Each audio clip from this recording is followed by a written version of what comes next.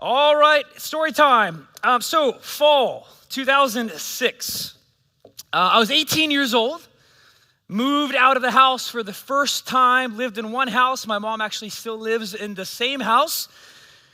And as is common for freshmen, because I was on my own for the first time, I began honestly questioning things for the first time. I grew up in the church. I was at church every single Sunday. But now I was entering a season in my life, graduated high school. Here's what I was envisioning for myself. I was going to go get my marketing degree. I was going to become a marketing executive. I was going to wear a suit every single morning. I was going to walk to a tall skyscraper in downtown. And most importantly, I was going to make lots of money. And so there I am, fall, freshman year of college, 2006. And for the first time ever, I began to doubt my faith. And it started with doubt, and then it moved to skepticism. And then my skepticism actually turned me into a non-believer. And then as a non-believer, I was like an atheist for the first time ever for like a semester in my life.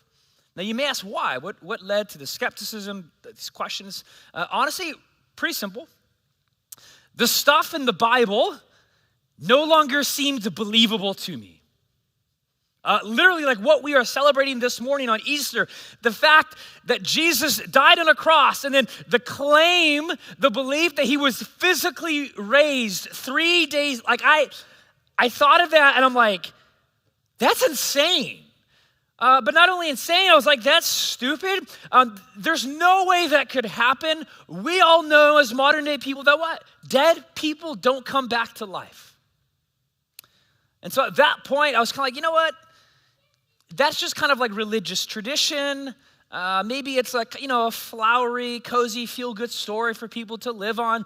But it's not based on actual, physical, historical reality. Now, if you know me, I have a personality where I got to figure things out. I'm either all in or all out. I don't like doing a 1 foot type of thing. And so what I was processing psychologically and emotionally at that time is I was kind of like, man, what is the deal with life? What are the big questions of life? What is ultimately true? That's what I wanted to know. Now, in a lot of ways, the series that Rachel talked about that you have your card on that we start next Sunday is honestly birthed out of that season of my life. And in some ways, it technically starts next Sunday, but actually this morning is kind of the on-ramp to it. Because this morning we're dealing with a God question. Other questions that we're going to look at is, why doesn't God answer all of our prayers? How could a loving God allow suffering? What is that whole thing about hell? All these other objections, questions, skepticism. But here's where I was at. Because whatever is ultimate reality, I want to live in light of that. I can't live in a lie. Like whatever I think is ultimately true, that is the way I'm going to live. And so, if there is no God, I'll tell you right now what I'm going to do. I'm going to go party. I'm going to go sleep around. I'm going to make lots of money because then I die and it's all over, so who cares? I'll make the most of it as I can. And I was processing that as an 18 and then a 19-year-old, but I couldn't escape because there was just this haunting, almost like whisper to me of, Mark, but what if there is a God? What if the God in the Bible is true? What if that God is ultimate reality? How does that change things? And so I had both sides kind of coming at me inwardly. And so my freshman year of college, I went on like a hardcore hunt for truth. And I say hardcore because, I think the only person here that knew me in high school is my mom. But as my mom can attest, I hated to read in high school. And I mean it. I hated to read, so much so, I took honors classes, AP, all this other kind of stuff. I never read a book, folks. You know what's a beautiful thing? Spark Notes. Spark Notes, anybody? It's thank you, loud and proud. Come on, baby. The rest of you, yeah, I'll use it. You're just too scared to put your hand up. But here's the deal, now it mattered. Because now I was investigating the big questions of life, and I had to anchor myself in reality. And so I started reading a ton of philosophy, a ton of theology, a ton of science. And I distinctly remember one day, I'll never forget this, walking into a small bookstore in La Mirada, California, and I went straight to like the philosophy and theology section. And I found a book there, and this is the actual book I bought that day. It's called The Resurrection of the Son of God by N.T. Wright. Now, you probably can't tell from the stage there, but this book is 814 pages. It's a big one. All right, so it's not, some casual like vacation reading. No, it's 814 pages. And I got to tell you, I was immediately hooked by it. And here's why. It was an in-depth, intellectual, historical investigation from a professor who was at Cambridge and Oxford. And if you're from Cambridge and Oxford, you're just automatically a genius. And it was him in 814 pages asking, is Easter morning a historic physical reality? And so I gobbled this thing up, word by word, page by page. If you look at it right now, it highlights, underlines, everything. And the crazy thing is I literally read this whole thing in like a couple weeks. And here's the conclusion I came to as a 19-year-old now at that time. If you investigate and you look into the claim of the physical resurrected Jesus, I came to a position where I think it takes more faith to not believe that he didn't rise from the dead than it takes to believe that he did rise from the dead. And maybe that sounds crazy to you. It is crazy, actually. And so here's what I want to do this morning for the next 20 or so minutes. I actually want to walk you through that intellectual journey that I took as a 19-year-old that forever changed my life. Because I believe that it could change your life today. So now let's start the journey. We're going to turn to an ancient letter penned by the Apostle Paul. You've probably heard of him before.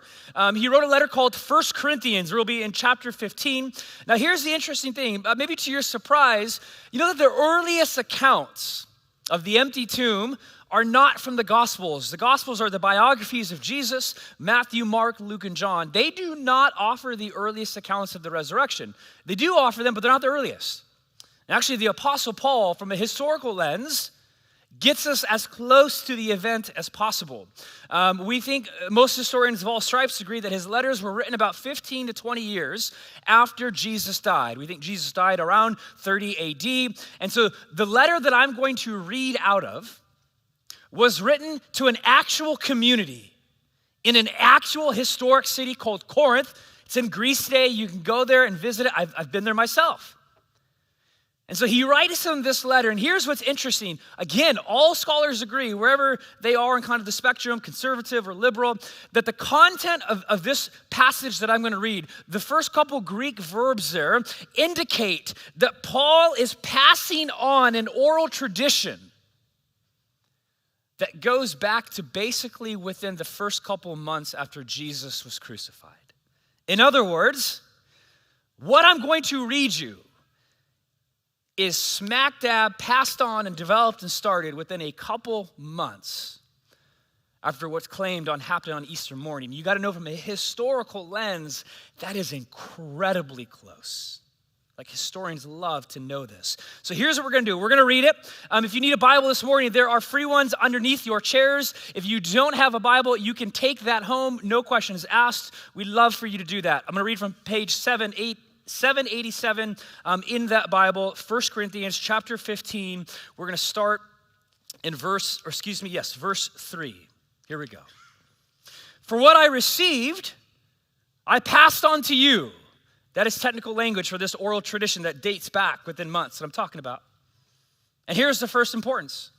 That Christ died for our sins according to the scriptures, that he was buried, that he was raised on the third day according to the scriptures, and then he appeared to Cephas, that's Peter, and then to the 12.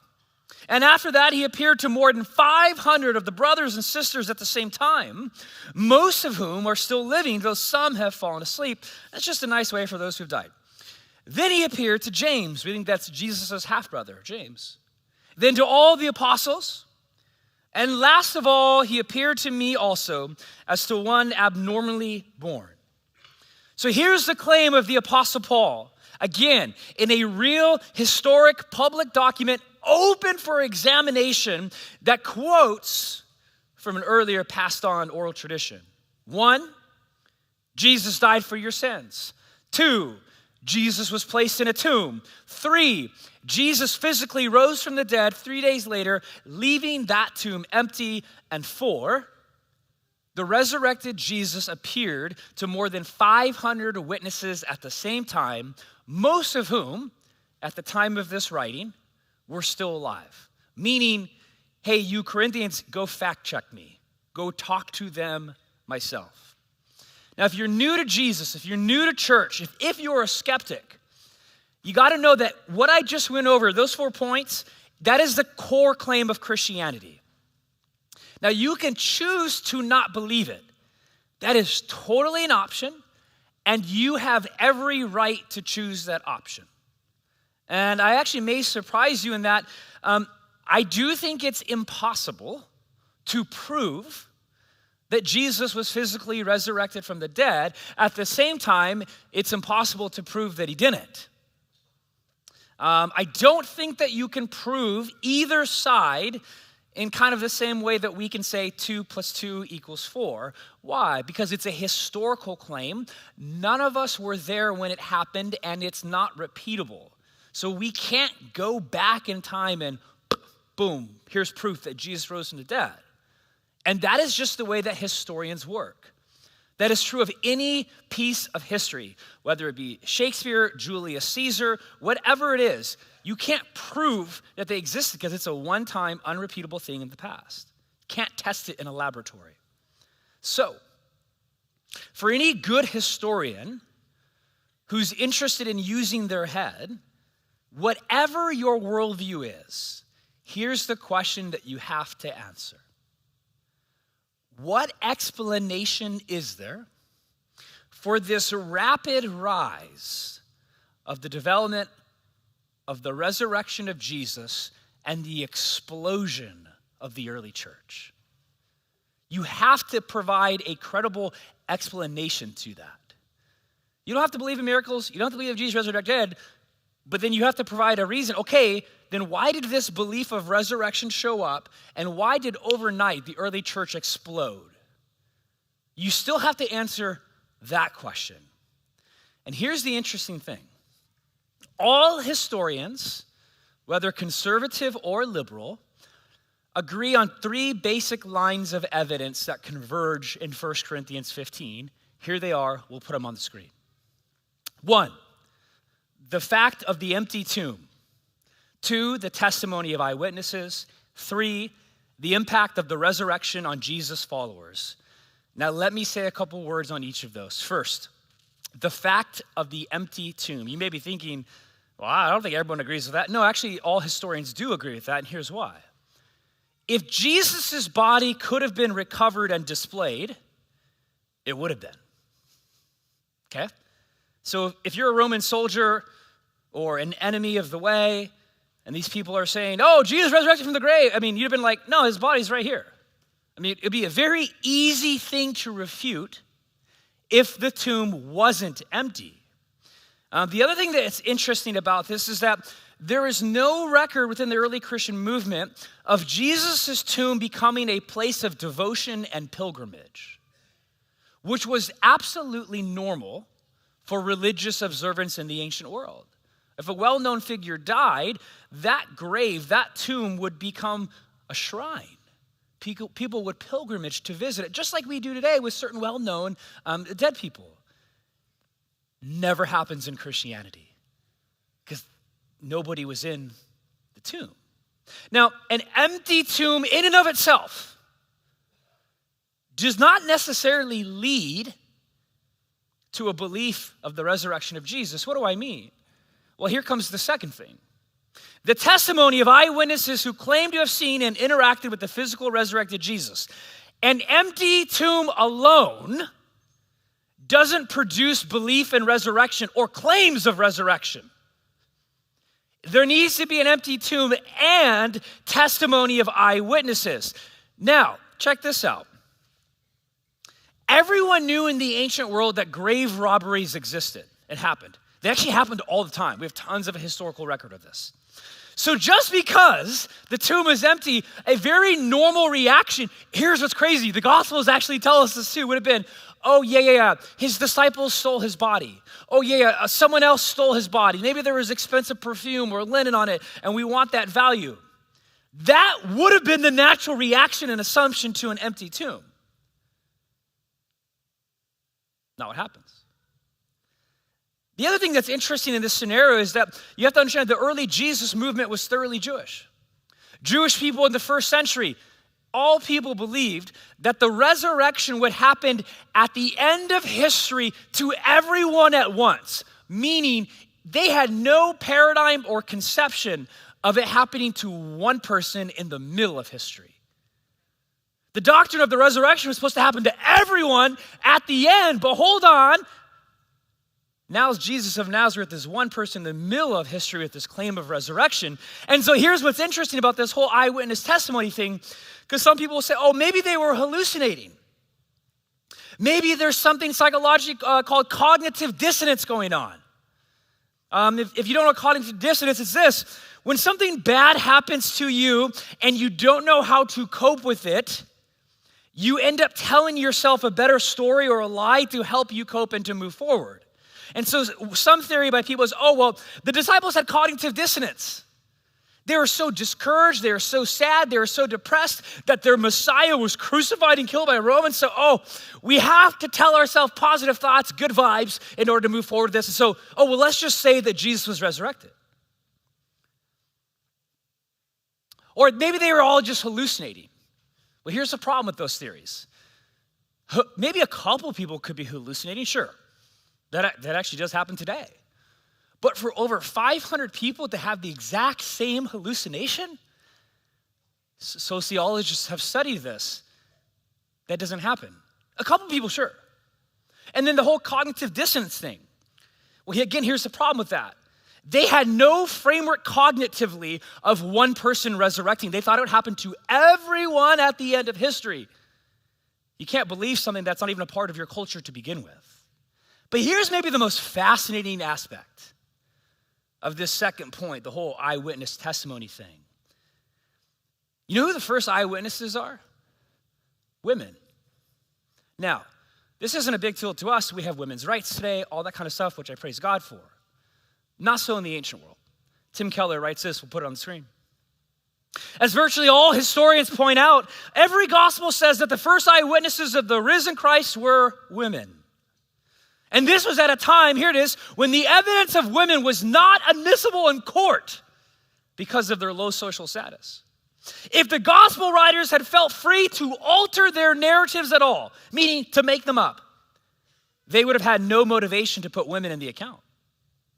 We know that early pagan critics of Christianity latched onto this and dismissed their testimony as being that of hysterical females.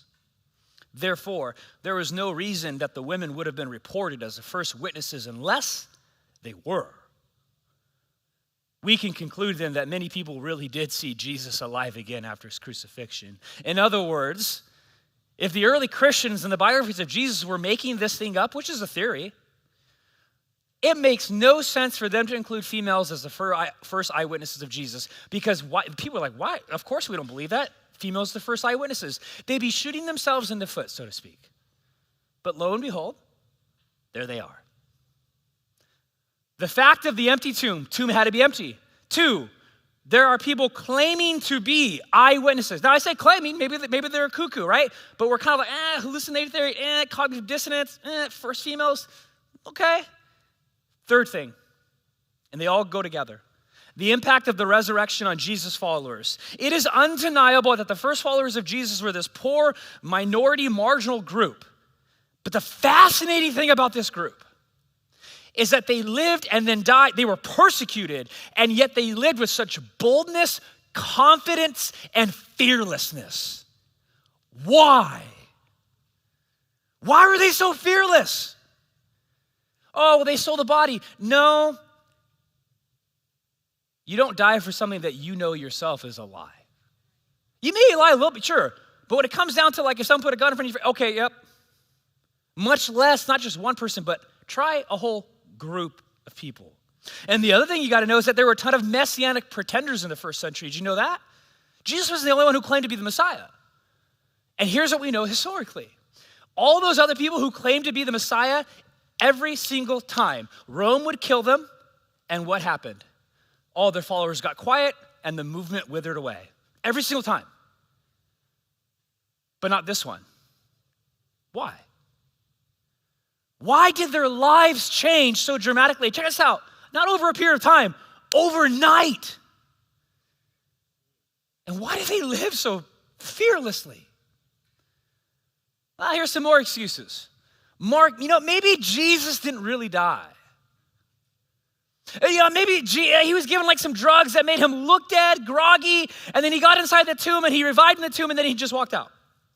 A lot of problems with that one. One, Roman soldiers knew how to kill people really well. It was their profession. Two, no disciple would have been fooled by a half-drugged, half-beat-up Jesus into thinking that he defeated death. Dude was killed. Painfully. Okay.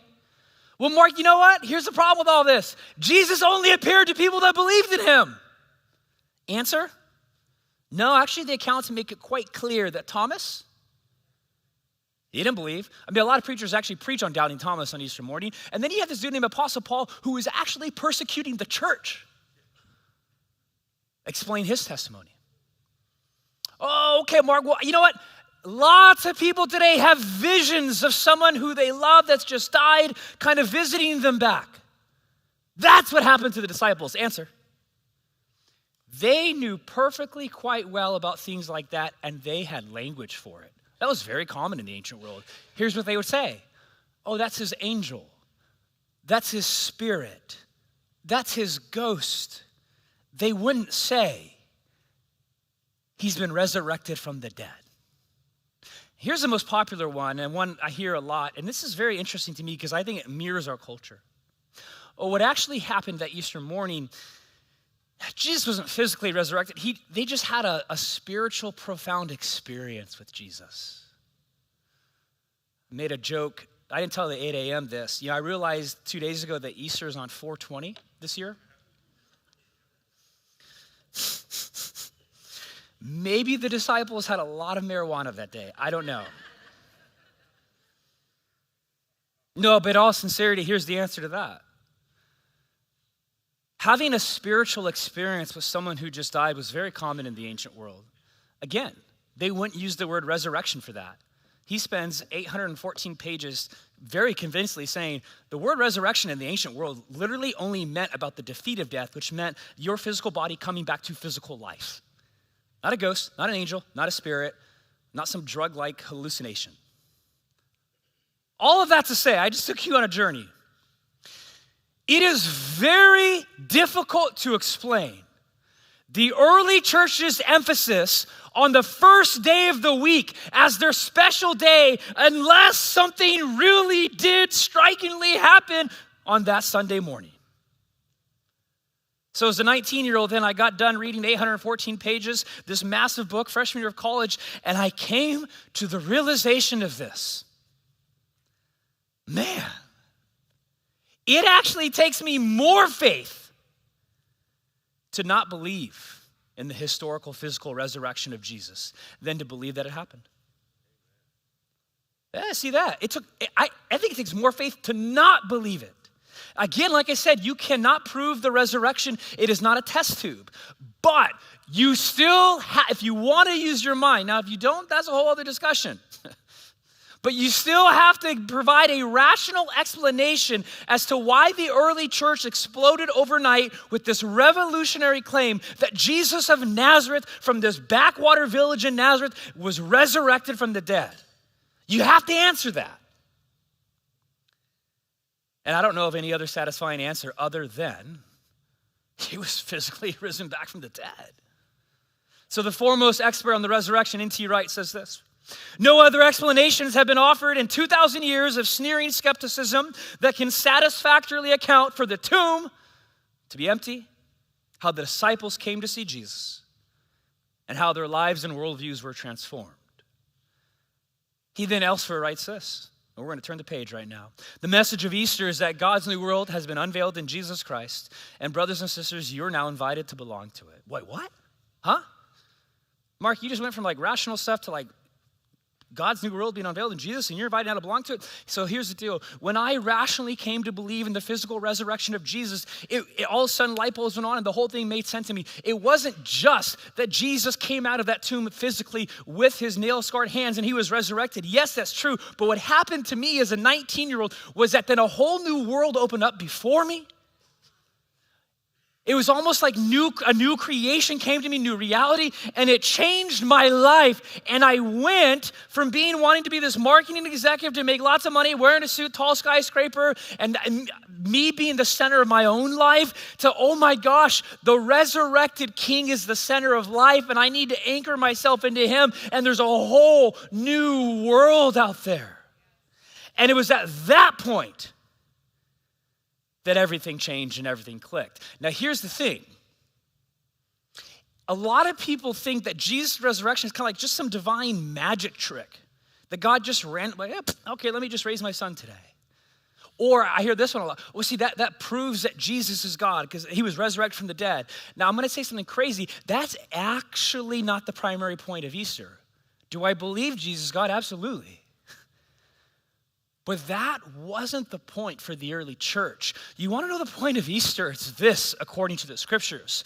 And this is why it was so revolutionary, and this is why they lived with such fearlessness. Because what God did to Jesus that Easter morning, he wants to do to you today.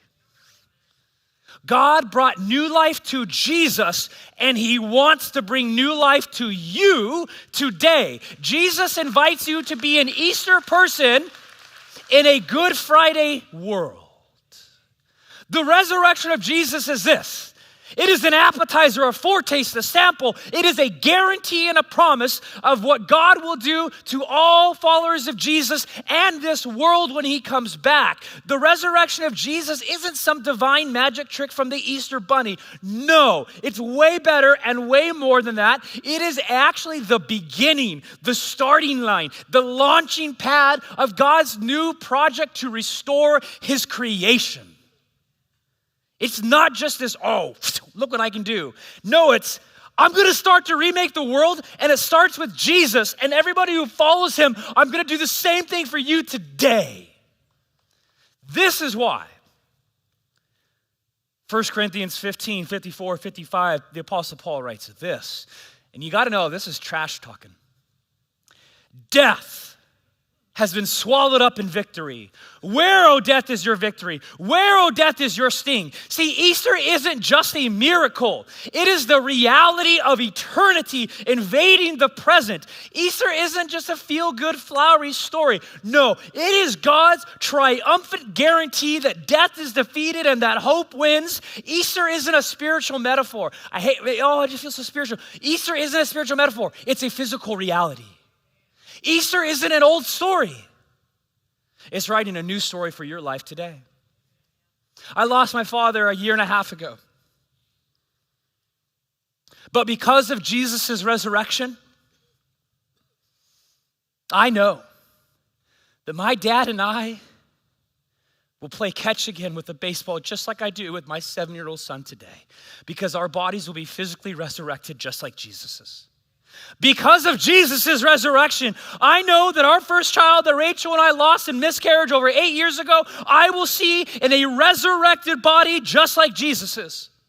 Because of Jesus' resurrection, the skin cancer spots on my top left forehead will never have the last word on my body, because my resurrected body will be made perfect like Jesus's. Because of Jesus' resurrection, the anxiety that I struggled with since college, and thereby the antidepressants like Prozac that I've had to take, my future body ain't gonna have no antidepressants. Because of Jesus' resurrection, destructive addictions no longer will control the neural pathways in your brain, but Jesus can physically rewire them. Because of Jesus' resurrection, you ain't dead in your sin, but you're alive in Jesus. Because of Jesus' resurrection, you don't have to fear death, but you can freely live now. Because of Jesus' resurrection, the enemy said, oh, I got you, but Jesus said, no, you are mine.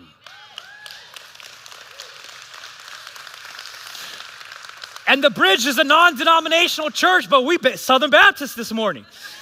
This is why the Apostle Paul writes this in Romans 8:11. If the spirit of him who raised Jesus Christ from the dead is living in you, he who raised Christ from the dead will also give life to your mortal bodies because of his spirit who lives in you. AKA, if the Holy Spirit, the person and presence and power and strength of God lives inside of you, what God did to Jesus on that Easter morning, he's doing to your body again. See, check this out. Even if you don't believe in the resurrection, you should want it to be true.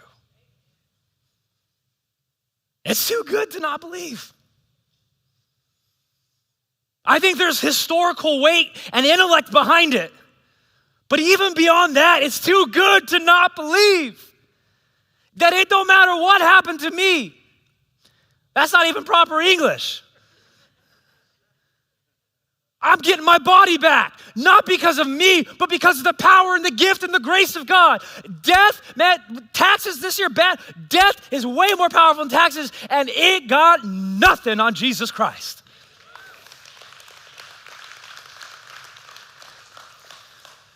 So here's what I want to do for us. I'm going to read, we don't just sing songs here to sing songs. Actually, the songs have weight to them. I don't know if you caught it. I want to read for us lyrics from that second song we sang. I got news for you this Sunday morning. Oh, I'm glad you came to church. Because this room is full of testimonies. So don't you worry if you're in the trial. Look around and then look up. The same God in all those Bible stories, he's writing stories out of us. He's writing stories out of us. That's why we do baptisms on Easter morning. Because the same resurrected Jesus that we read about in the pages of Scripture written over 2,000 years ago is just as active and alive today as he was 2,000 years ago on Easter morning. In fact, that's the point. Remember, the message of Easter is that God's new world has been unveiled in Jesus, and you, not the person, you are invited to belong to it now. These are resurrection miracle stories, these people getting baptized. What's baptism? Well, baptism is it's a powerful symbol. I'm going to invite the worship team up. They're going to get ready to baptize people right now. Baptism is a powerful symbol of the death and resurrection of Jesus. So when you go down into the water, that represents the death of Jesus. Their old life, all their sin, all their old habits, all their addictions, all their brokenness is going down into the waters of chaos and death, but then they come back up triumphantly just like Jesus came out of the grave. That is what baptism gives us a real physical life symbol of. And so the scriptures very plainly say this, Romans 10:9. If you declare with your mouth that Jesus is Lord, meaning he's your everything, you center your existence around him, and you believe in your heart that God raised him from the dead, you will be saved. You will be delivered. You will be rescued. And that is what they are saying and representing this morning, that they are putting their life in Jesus, and that what happened to Jesus, he is doing to them, he's resurrecting them. And so this morning obviously is a celebration if you haven't caught that yet. We're celebrating new life in Jesus.